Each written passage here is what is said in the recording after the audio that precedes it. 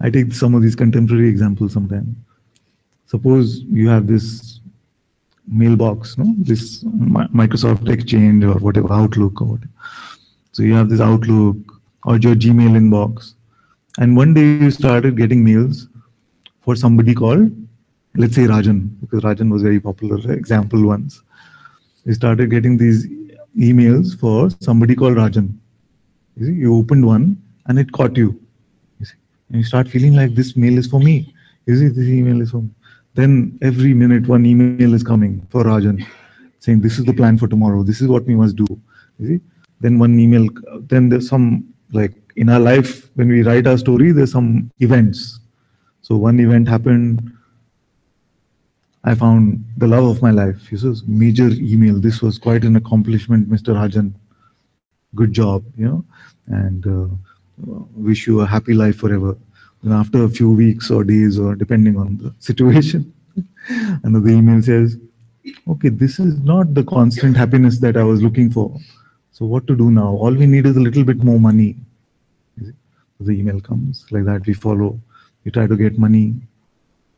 Says, okay, money is there, but something is still missing. Maybe you should have some children. And children come. Then anything, all these things, house, it keeps going like that.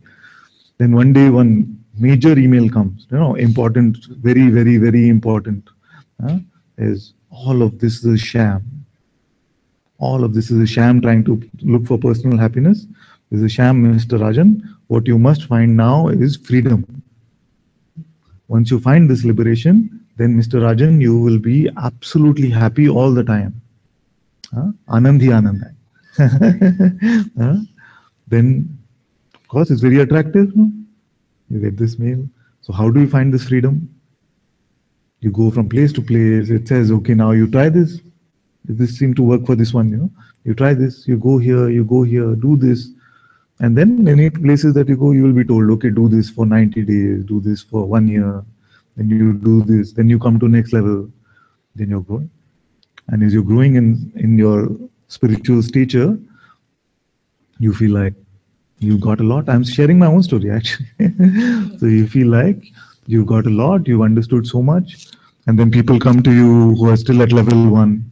And you're telling them, you start to parrot your master's words. And you say, yeah, this is what. Don't be a football of others' opinions. Expectations only reduce joy. I've said these words.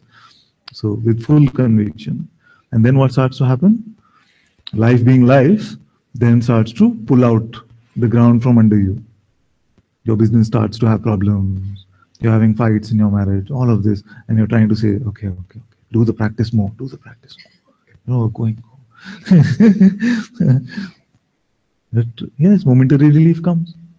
But 10 minutes later, again, you see, something. So you say, but it's only my expectations which are reducing my joy.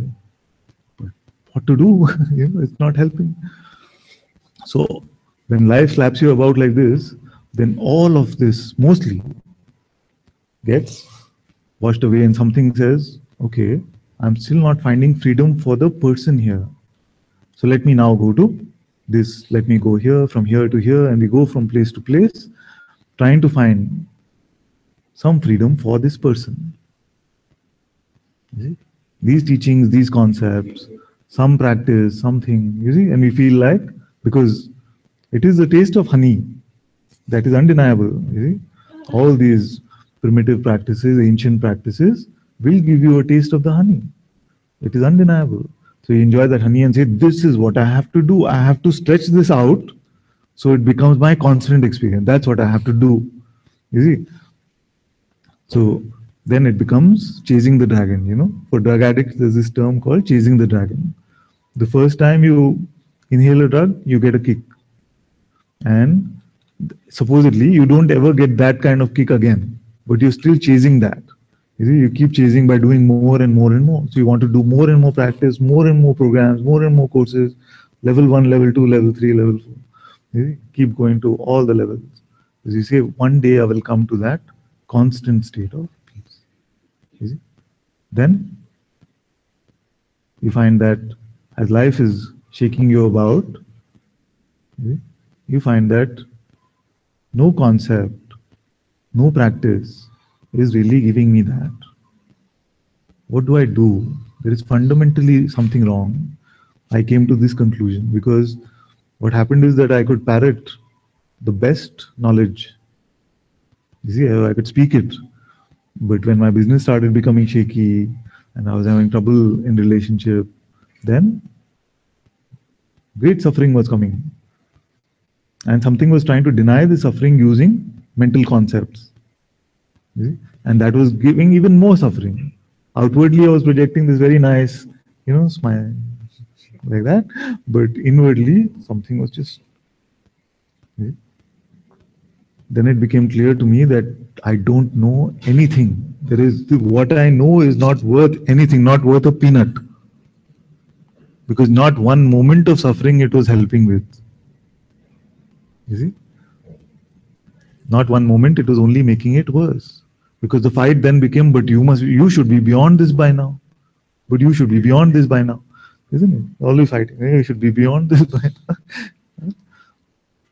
And then grace being so beautiful, then it brings you to something which starts to unravel through these beautiful scriptural books like I Am That and Be As You Are came into my life. I don't know how it became about me suddenly. So then I started to realize that I really know nothing. I started to see that this slate got wiped clean once more. Wiped clean from all of this. And then we found that what was really the urge was not to give freedom to the person, it was the person itself which was the thorn. You see, the belief in the identity itself was the thorn.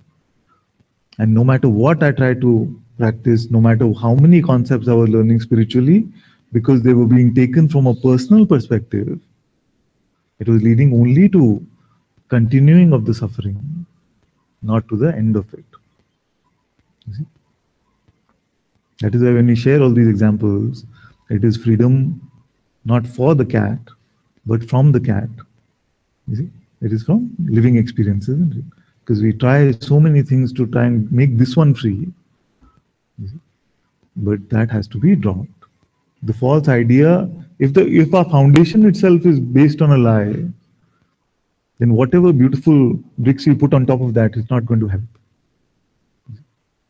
That's why often I've said that I don't have a problem with practice, but the idea of there being a practitioner. You see? So, when we look like that, we see that if our foundation becomes clean from that which is false, you see, then as part of the joy of this living experience, all is allowed to come and go. You see? If someone enjoys mindfulness, like a Buddhist way of practicing mindfulness, we can sit and bring our attention to our breath and do this. If someone enjoys yoga, hatha yoga, pranayama, nothing wrong with it. The only thing that seems to lead to further delusion is the idea of being a practitioner, the idea of being an individual entity. So the idea of separation, if it is getting amplified because of anything that we might be doing, then best to keep that aside at least for some time and to see what are you really at the foundation before the thought, before the most popular thought, I am a person. What are you? Before we believe the idea about ourselves, what are you before the idea was born? And that checking, we don't have to wait for an auspicious moment, you see. It's not that on the 8th day of Navratri, that is the moment to check on who you are. Although it is beautiful to also do that, but this checking is possible to do anytime. Before the idea comes, now, right now, who are you?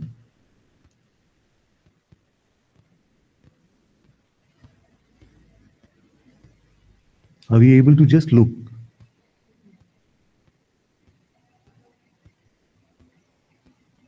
It's not rocket science. Don't expect any explosions, any experience. Just it's a simple looking. What is here? Who am I right now?